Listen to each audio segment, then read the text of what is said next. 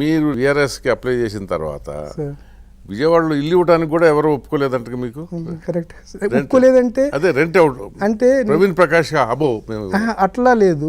Original గా Praveen Prakash is not bad. So అది నేను చెప్తాను సార్, ఒరిజినల్ గా బ్యాడ్ కాదు, అది నేను చెప్తాను సార్. మనం అప్పుడు నేను అక్కడ మన మేనేజ్మెంట్లో అంటారు కదా sir, sir paper is white only sir, paper is white.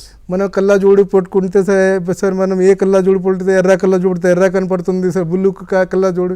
Praveen is the same white which was there in 2000, same white which is there in 2002, same white which was there in 2004, same white. Praveen మాత్రమే రంగురంగుల్లో ఎందుకు కనపడ్డాడు, మిగతా IAS ఆఫీసర్లు ఎందుకు కనపడలేదు sir? 94 to 2004 బ్యాచ్లో ఉన్న ఆఫీసర్స్ మనం అందరికీ యాక్చువల్గా పబ్లిక్ అడ్మినిస్ట్రేషన్ టీచర్, ఇది ప్రజెంట్ సీఎం ఓన్లీ కదా సార్, ప్రజెంట్ సీఎం ఓన్లీ కదా సార్.